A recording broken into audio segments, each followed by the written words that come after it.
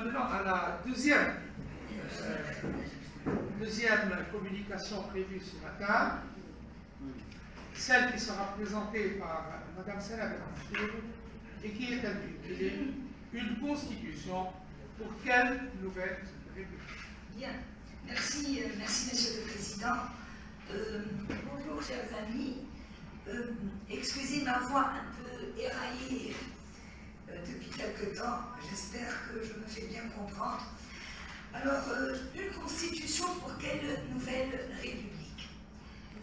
Il est clair que cette nouvelle dénomination, je ne la tiens pas moi-même, c'est pas moi qui pose la question de la nouvelle république. Il y a un discours autour de cette constitution comme étant l'instrument pour instaurer une nouvelle république.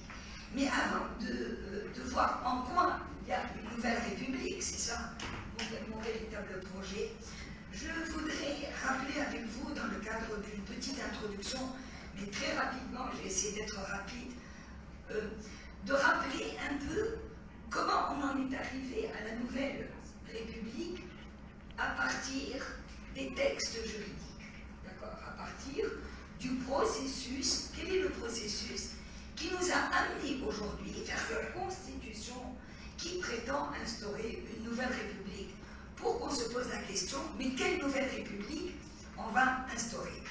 Alors il est clair que bon, cette constitution, comme vous le savez toutes et tous, est parue au journal officiel par décret numéro 578 du 30 juin de 1978, portant pour publication du projet de constitution nouvelle de la République tunisienne.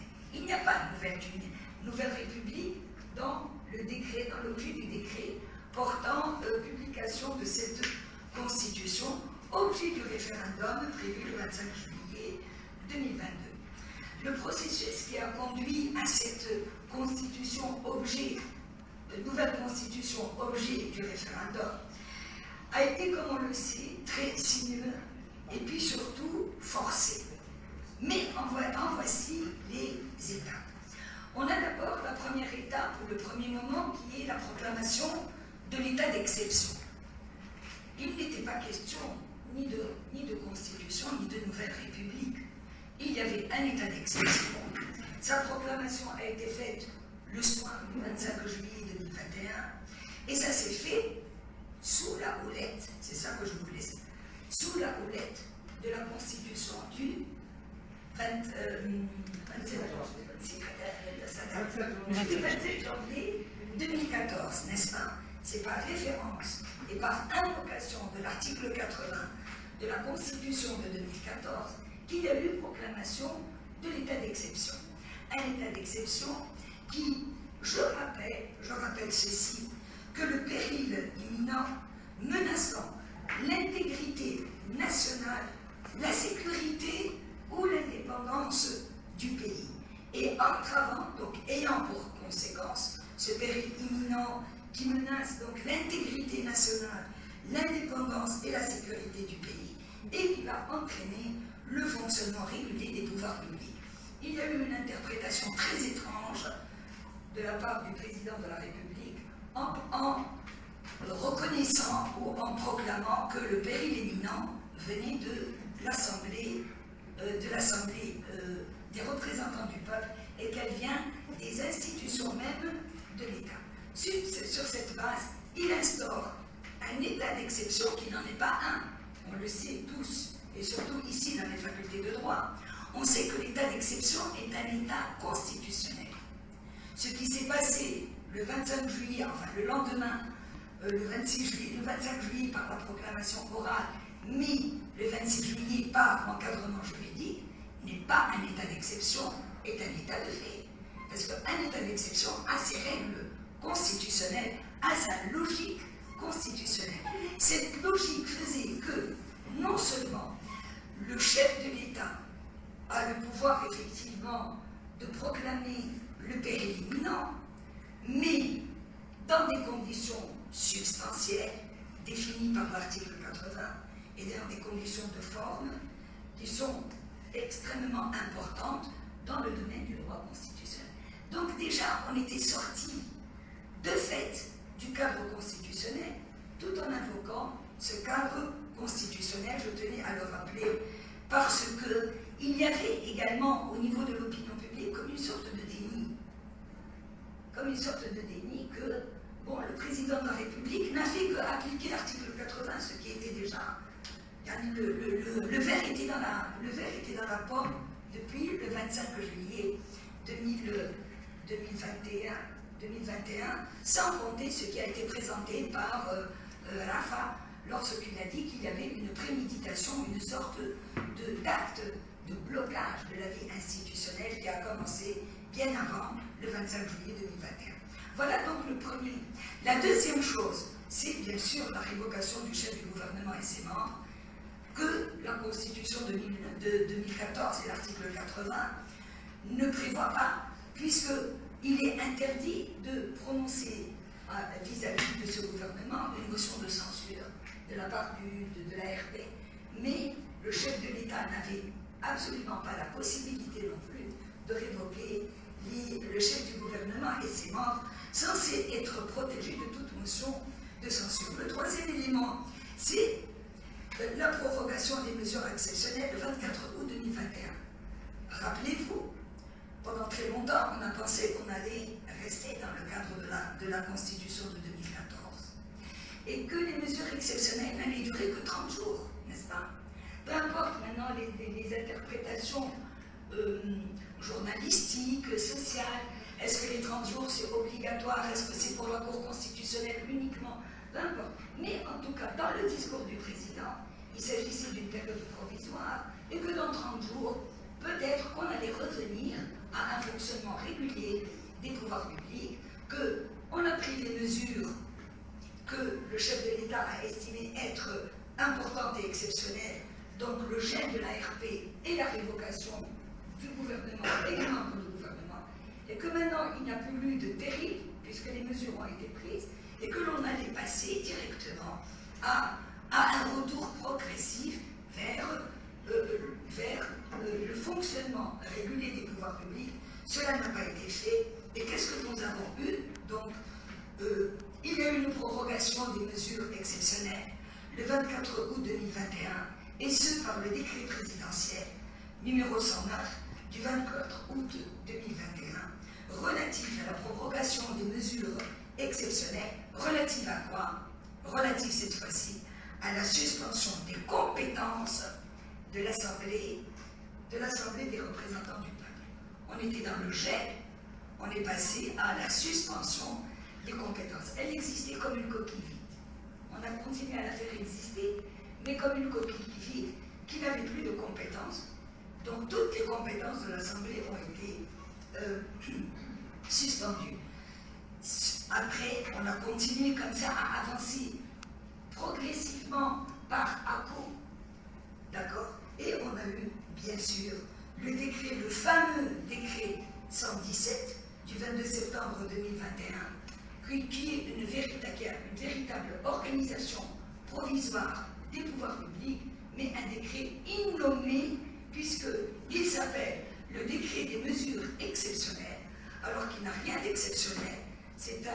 Enfin, rien d'exceptionnel, si, c'est exceptionnel, au niveau logique, mais ce n'est pas des mesures exceptionnelles au sens de l'article 80 du péril imminent, mais on a organisé le pouvoir, une petite constitution, une organisation provisoire des pouvoirs publics par décret présidentiel, où on a eu ce que l'on vient de décrire, un véritable chamboulement de l'ordre constitutionnel, puisque ce décret 117 a pris la place de la Constitution tout en gardant dans le langage, parce qu'il n'y avait plus de mécanisme de contrôle de la constitutionnalité, tout en gardant dans le langage une certaine existence sous perfusion de la Constitution de 2014 pour le préambule, pour la partie liberté publique, à la condition qu'ils ne soient pas contraires au décret.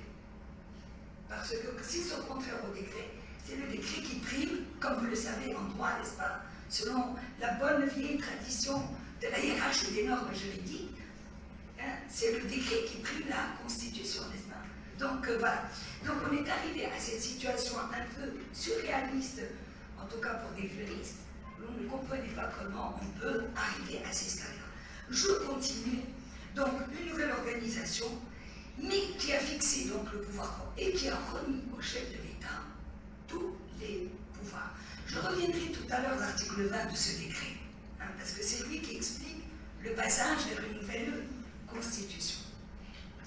Où je le dis tout de suite, dans ce décret, vous savez, l'article 22 du décret 117.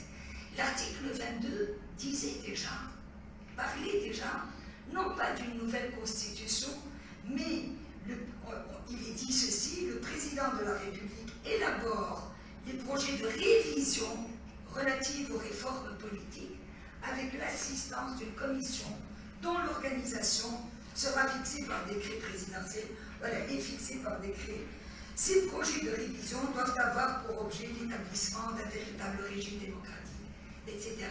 Donc c'était déjà annoncé, c'était dans l'air, et il me semble qu'on était un peu anesthésié, en tout cas le peuple tunisien. On était dans une sorte de sidération que moi personnellement, pas que je connais moi, que j'ai vécu, mais que je peux comprendre quand il y a beaucoup de violence. Vous savez que j'ai cette expérience à travers mon association tunisienne et autres, où on disait pourquoi elle ne s'est pas défendue. Et donc si elle ne s'est pas défendue contre la violence, ça veut dire qu'elle était consentante à cette violence.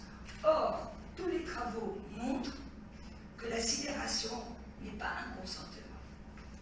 C'est un peu comme ça que j'exprime et que je vois ce qui s'est passé, que j'interprète ce qui s'est passé en Tunisie.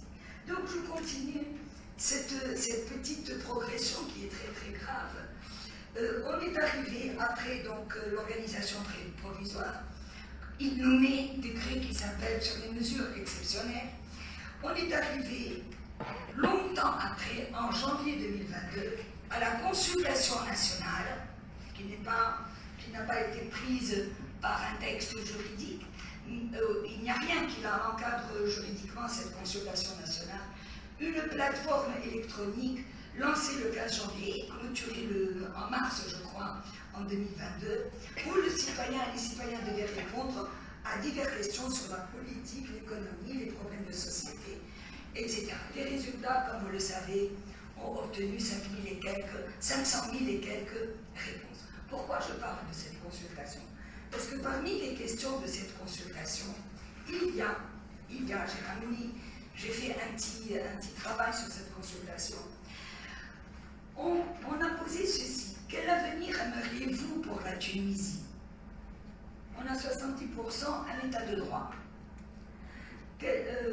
Après vient l'idée de l'emploi, liberté, la dignité nationale. Sur les questions politiques et électorales, quel régime politique préféré? Quel est le régime politique préféré? On a d'abord le régime présidentiel, le mode de scrutin préféré, le scrutin uninominal, le retrait du mandat électif, car lui qu'elle a le mandat impératif, disent les juristes, pas le mandat électif. Quelles seraient les principales réformes institutionnelles? Et c'est là que ça nous intéresse à propos de la Constitution. Révision de la loi électorale, 60% ont demandé la révision, parmi les 500 000, bien sûr, 60% ont demandé la révision de la loi électorale. La révision de la loi sur les associations, oui, ça, elle va venir. Elle va venir après. L'amendement de la Constitution qui a reçu plus de voix, 38%, la révision de la Constitution, qui a reçu plus de voix et qui vient en troisième position avant une nouvelle Constitution qui n'a recueilli alors que 36,5%. C'est-à-dire que même cette consultation qui existe, comme vous le savez, au préambule du texte constitutionnel, il est fait référence à cette consultation comme ayant recueilli des centaines de milliers de participations. C'est un vrai faux mensonge. C'est ça qui est terrible. Parce qu'effectivement, on peut dire que c'est des centaines de milliers, puisqu'il y a 500 000. Mais quand on le dit comme ça et qu'on ne donne pas le chiffre, et la base à partir de laquelle on va donner les prévalences, des taux, etc. Bien entendu, ça ne veut rien dire, et on le sait très bien, les chiffres ne veulent rien dire. Et donc, même à l'intérieur de cette logique, elle n'a pas été respectée, puisque la réforme, une nouvelle constitution, vient en quatrième lieu, alors que les Tunisiens qui se sont prononcés pour une simple révision de la constitution de 2014.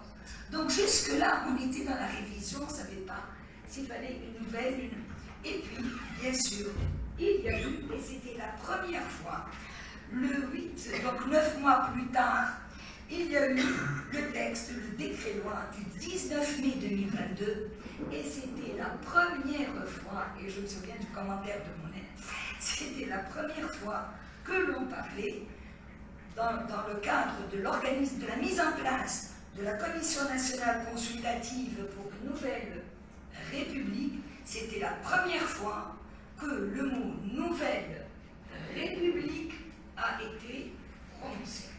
C'était la première fois, et de manière officielle, dans un texte officiel en mai 2022. Après, on a continué, et on est arrivé, bien sûr, après modification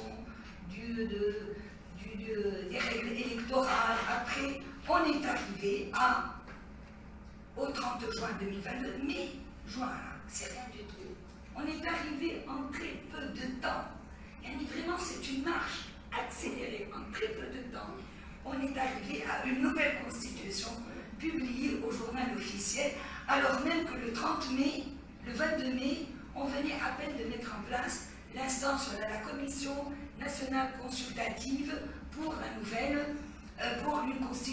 nouvelle constitution, pour une nouvelle république. Alors, cette nouvelle république, quelle est-elle?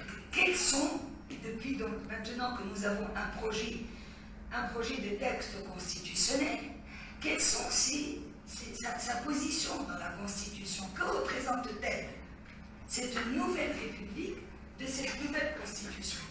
Eh bien, au texte constitutionnel, il n'y a pas grand-chose au niveau du dit, mais il y a beaucoup de non-dits. Énormément de non-dits. Si j'ai une première explication, une première impression, puisqu'aujourd'hui on fait des lectures, de simples impressions, il y en a des premières lectures, pas de simples, des premières lectures, on n'a pas eu le temps de tout vérifier, eh bien, on va le voir, on va la retrouver au préambule de la Constitution, elle est reprise par la suite dans l'article 2 du projet de Constitution. Alors, au préambule, qu'est-ce qu'on va retrouver? Au préambule, on va la retrouver au quatrième, Khaled qui est en train de suivre, au quatrième, nous, le peuple tunisien. Nahnu al-Sha'b al-Tunisi. De temps en temps, je suis obligée de référer au texte arabe, je n'ai pas eu le temps d'en faire la traduction. Donc, au quatrième, nous, le peuple tunisien. Voilà ce qui est dit. Excusez-moi mes amis, mais je ferai la traduction. نحن الشعب التونسي نقر هذا الدستور الجديد لجمهورية جديدة دون أن ننسى تاريخنا الحافل بالأمجاد والتضحيات وبالآلام والبطولات. D'accord? Voilà la première référence du préambule, la première référence à l'expression, cette recherche lexicologique ou terminologique, c'est pour voir un petit peu le discours et le récit autour de la République nouvelle. On va la retrouver également au 7e, il y en a 8, hein, nous, le peuple, au 7e, nous, peuple tunisien, sous la forme d'une pâle copie du préambule de 1959 sur les vertus du régime républicain, avec une modification, justement, c'est pour ça que je vous dis, c'est une pâle copie, mais on sent qu'il y a une inspiration de la Constitution de 1959. Voilà ce qui est dit. كمان نجدد n'est-ce pas Khaled كمان نجدد التأكيد على أن النظام الجمهوري هو خير كفيل للمحافظة على سيادة الشعب وتوزيع ثروات بلادنا بصفة عادلة على كل المواطنين والمواطنات. Voilà alors que dans la Constitution de 1959, il y avait en premier d'abord que la République est non pas la garante uniquement de la souveraineté du peuple, ce qui est écrit, mais elle est garante des droits de l'homme. Que la République est garante, c'était la première position de la garantie de la République dans la Constitution de 1959. On y reviendra. La troisième, la troisième occurrence, ou la troisième, n'est-ce pas, la troisième occurrence de du préambule, c'est au huitième préambule, là où il y a presque la formule proclamatoire du préambule, voilà, de la Constitution, qui dit ceci: نحن الشعب التونسي الذي رفع يوم 17 ديسمبر من سنة 2010 شعاره العابر للتاريخ، transversal, un historique، العابر للتاريخ، الشعب يريد، نقر هذا الدستور أساسا، un fondement، تقوم عليه جمهورية تونسية جديدة. Voilà. Donc on a, je vous ai dit 3 fois la reprise du mot en... Bien sûr, cette République nouvelle est souvent accompagnée d'une constitution nouvelle. Mais la constitution nouvelle prend le pas, elle est rappelée beaucoup plus de fois que la République nouvelle. Et puis la différence, c'est qu'il y a des objectifs qui sont assignés à la Constitution tout au long de ce préambule. Alors que les objectifs, voilà, les définitions, voilà, les composants de la République, on ne les retrouve que, comme je vous l'ai dit, au paragraphe 7. Allez-moi au paragraphe 7, au 7e nous, peuple tunisien. Donc, ce régime, cette République nouvelle, que l'on nous promet nouvelle, on continue la lecture de progressivement la lecture de notre Constitution, on arrive aux dispositions générales de la Constitution, on lit l'article 1, on tombe sur l'article 2, quel est-il? Le régime de l'État tunisien et le régime républicain. La promesse d'une nouvelle république est finie avec le préambule. Alors, à quoi réfère tout ça? Je vous ai dit. Vous allez voir, je ne sais pas, on a des linguistes ici qui pourraient beaucoup nous aider. Hier, j'ai failli appeler une de nos linguistes, mais il était tard le soir. Voilà. Je voulais savoir, il y a dans le texte, il y a le dit et il y a le non-dit. Il y a le droit et il y a le métadroit. Il y a plusieurs choses. Il y a en tout cas, il y a une sorte de contradiction. Plus on parle des choses, plus on les dit, et moins on les définit. Et quand ils sont définis de manière réductrice par rapport au projet général et à l'idéal général. Je ne sais pas ce que vous allez voir. Donc, il y a comme en permanence, il y a le dit, la nouvelle République, mais on ne la retrouve pas définie comme le droit défini, parce que le langage du droit est un langage qui définit, qui fixe des composantes, qui donne des régimes juridiques, etc. Bon, donc, alors, en quoi il y a le non-dit? Eh bien, il y a le non-dit parce que on parle de la Nouvelle République, à aucun moment elle n'a été définie, sauf, donc, comme je vous l'ai dit à l'article le 7e, nous, peuple tunisien, mais on se rend compte, à la lecture de toute la Constitution, et je vais vous dire quelles sont les caractéristiques de la nouvelle République dans le projet de la Constitution, eh bien, elle a des caractéristiques triples. Elle est une république, elle est au sommet une république du peuple souverain incarnée dans l'être suprême. Je reprends la première idée. Elle intibère, comme on dit en arabe.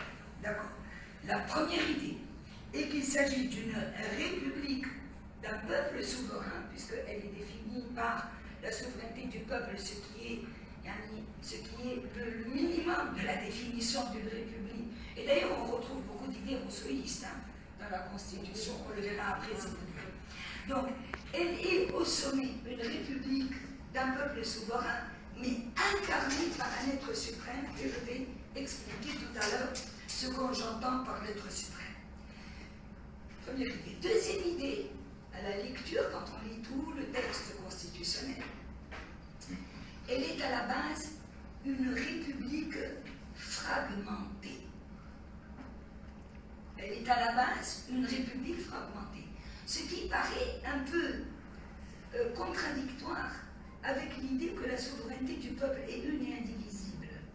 Il y a comme des fragmentations, ce n'est pas une divisibilité, on reste bien sûr toujours, on reste toujours dans le cadre de l'État unitaire, de l'unité nationale, mais on n'en parle pas beaucoup, contrairement justement à la Constitution de 1959 et des solidarités nationales.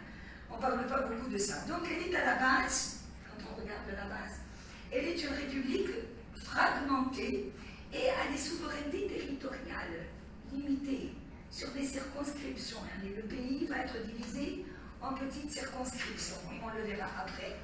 Et voilà les deux premières idées. Et au fond, et en tout, puisque 1, 2, on a deux idées, mais en tout, quelle est-elle cette république?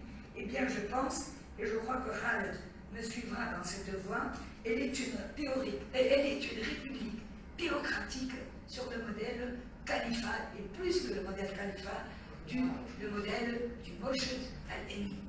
Tout cela, voilà donc les trois caractéristiques, une république d'un peuple souverain incarné par un chef de l'État, une république à la base fragmentée avec des souverainetés territoriales et en tout une république théocratique sur le modèle califat. Alors une république de l'être suprême, si je devais donner un titre à ma première partie, je l'appellerais une république de l'être suprême. Pourquoi une république de l'être suprême? Je vais aller très vite maintenant, je crois que j'ai pris beaucoup de temps. Non, c'est bon. Il faut me dire. Une république de l'être suprême. Il faut savoir que dans la Constitution d'aujourd'hui, enfin dans le projet de code d'aujourd'hui, seul le président de la République est élu au suffrage universel, direct, libre et secret. Et c'est inscrit comme ça dans la Constitution. Vous voyez l'article 90, je ne me rappelle pas de tous les chiffres, surtout que c'est écrit à la lettre, en chiffres. C'est l'article 90. C'est bien l'article 90. Que dans tout, seul le chef de l'État est élu par le peuple souverain, bien sûr, puisque l'élection est la manifestation de la souveraineté du peuple, contrairement aux autres régimes où le pouvoir est héréditaire et transmis par l'hérédité, etc. Donc, il y a élection par le peuple souverain, ce qui fait que sa légitimité est une légitimité populaire, incontestable, profonde, importante, suffrage universel, direct, libre, secret. Juste l'article 90, si c'est possible. Rapidement, l'article 90, il dit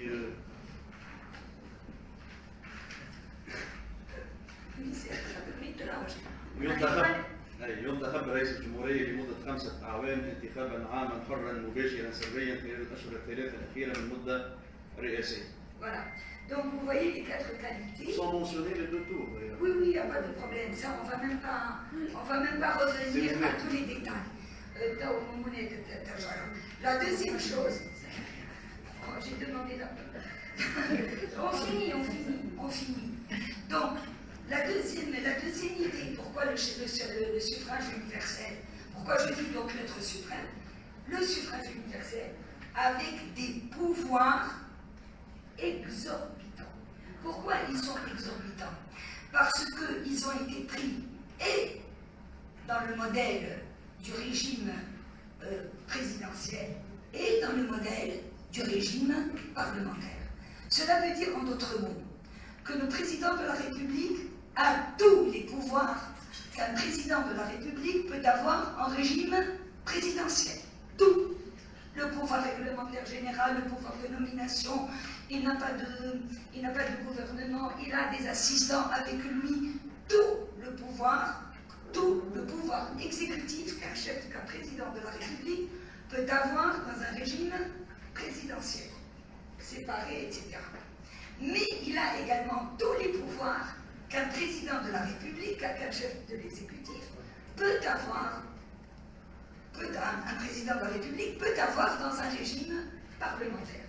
L'initiative des lois, le référendum législatif, le référendum législatif direct, l'initiative des lois, la priorité de l'initiative des lois, et puis la censure de l'organe législatif,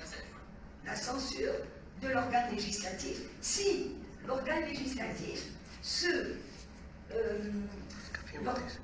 rebelle 2 fois contre ou n'est pas d'accord avec la politique du chef de l'État, qu'il n'endosse pas lui, mais qu'il fait endosser à son gouvernement et à son premier ministre. Il n'y a pas le gouvernement au sens parlementaire du terme. C'est-à-dire qu'on est revenu, le chef de l'État est tout puissant, avec des pouvoirs exorbitants, pris dans un régime et dans l'autre, et il est, surtout la troisième idée, il est irresponsable politiquement. Il n'y a aucune, n'est-ce pas, je parle sous le contrôle de mes amis, il est irresponsable politiquement, on ne peut rien faire contre le chef de l'État. Il est au-dessus, donc, il est au-dessus de toutes les institutions.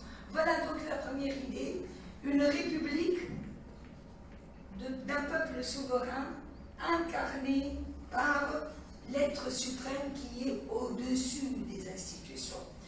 Je passe le détail sur le pouvoir judiciaire, il nomme tout le monde, il nomme les juges, il nomme la Cour constitutionnelle, c'est lui qui choisit. Donc, vraiment, il a tous les pouvoirs. D'accord? Bien. La deuxième idée, très rapidement, la deuxième idée, je vous ai dit, une république fragmentée. Comment une république fragmentée? C'est que là, c'est la première fois. Alors, ce n'est pas vraiment là qu'on a eu la Chambre des représentants du peuple et le conseil, et la Chambre des... le Conseil des régions et des districts. Alors, on a ici l'ARP, l'Assemblée des représentants du peuple, et on a une deuxième chambre, une deuxième chambre qu'on appelle le Conseil des régions et des districts. Ce n'est pas extraordinaire. Pourquoi pas? On a eu en Tunisie la Chambre des députés et la Chambre des conseillers. Ce n'est pas extraordinaire. Ce qui est extraordinaire, c'est qu'elles se lient les unes les autres. Elles s'emboîtent et s'enchaînent. Et qu'elles vont s'affaiblir l'une l'autre. Donc on a un chef omnipotent avec des pouvoirs exorbitants face à un législatif extrêmement affaibli. Affaibli par ce bicaméralisme, si je me permets, un bicaméralisme où les deux chambres vont se nihiler quelque part. Pourquoi? Parce que pour prendre la motion de censure contre le gouvernement pour une politique qu'il ne définit pas, puisque le gouvernement est un paravent du chef de l'État, eh bien, il faut les 2 tiers dans l'une et dans l'autre. Et que le fonctionnement de l'une ne commencera que lorsque il y a fonctionnement de l'autre. La première chose. La deuxième chose, c'est que, vraiment, et c'est peut-être la chose la plus difficile pour nous, quoi, c'est pas pour les juristes, pour nous les Tunisiens, c'est que l'élection des membres de l'ARP, de cette Assemblée des représentants du peuple, la première chambre, disons, et même des autres chambres, on dit Yakao Intikhab. Yakao Intikhab. on ne définit pas, la Constitution ne dit ni le suffrage universel direct. Est-ce que cette ARP qui va monter, contrairement au chef de l'État qui monte de la souveraineté directe du peuple, cette ARP qui va monter, elle va probablement monter par les conseils de région et les conseils de région et les conseils de district. Attention, qui ne sont pas les collectivités publiques locales, il y a les belediyet. Les belediyet, elles sont ailleurs, elles ne sont pas les municipalités que l'on connaît et qui vont exercer le pouvoir administratif. On est là dans le cadre de l'organisation des pouvoirs, de l'organisation des pouvoirs publics. D'accord? Donc, c'est très grave, on ne sait pas, et donc il y a une véritable question. Ils n'auront pas, probablement les députés de l'ARP, les représentants qui ne sont pas les représentants, eh bien, ils ne seront pas élus directement. Et la troisième chose, et presque j'ai fini, presque, la troisième chose, c'est que ce mandat des députés est un mandat impératif. Le texte dit que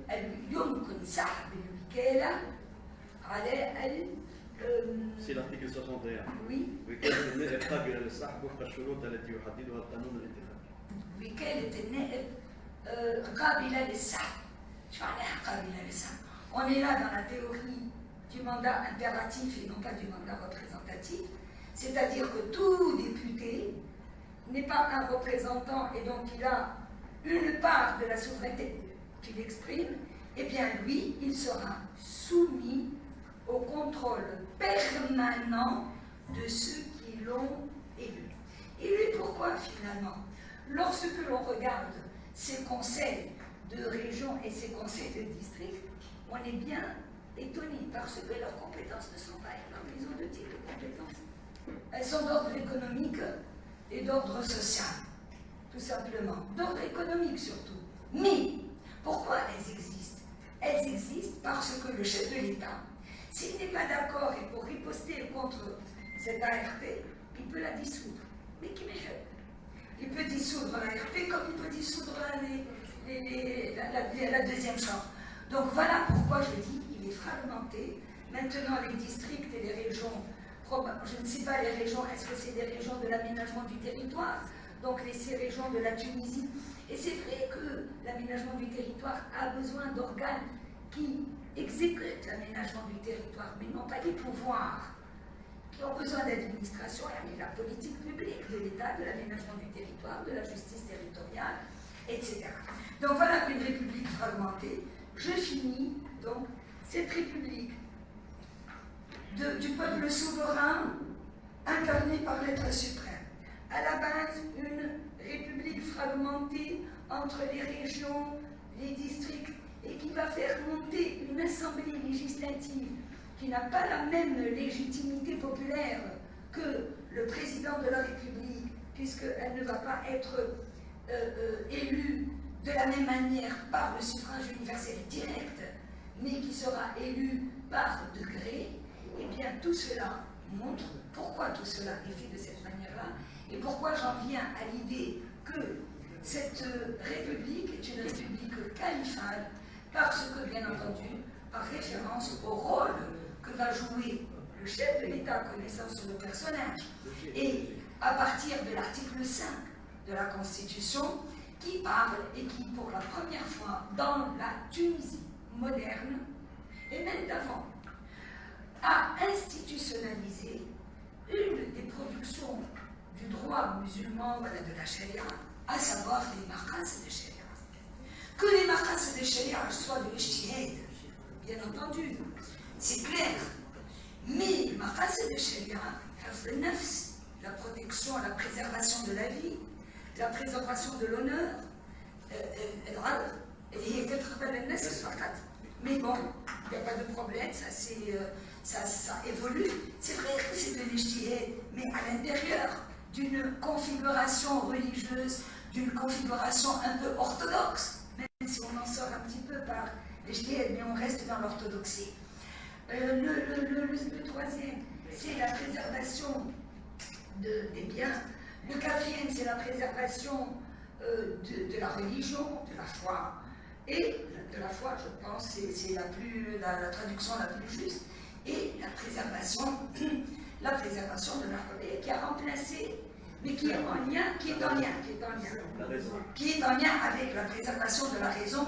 Tout cela se définit,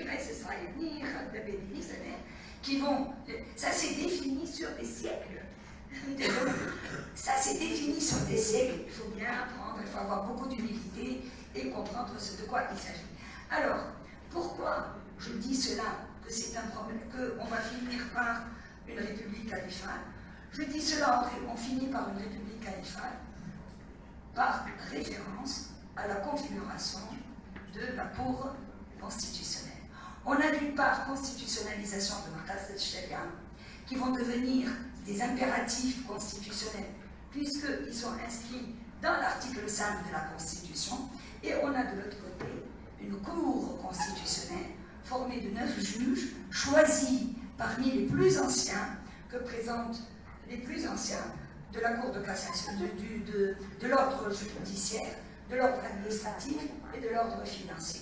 Une Cour constitutionnelle qui va probablement être la garante de l'application, s'ils sont capables de le faire, être la garante de la constitution, de la constitutionnalisation de ces marques et de la conformité ou de la compatibilité des lois par rapport à cet article 5. Donc voilà la République que nous promet la nouvelle constitution. Une nouvelle constitution pour une nouvelle République. J'espère que je vous ai fait peur. J'espère. Merci beaucoup pour votre attention.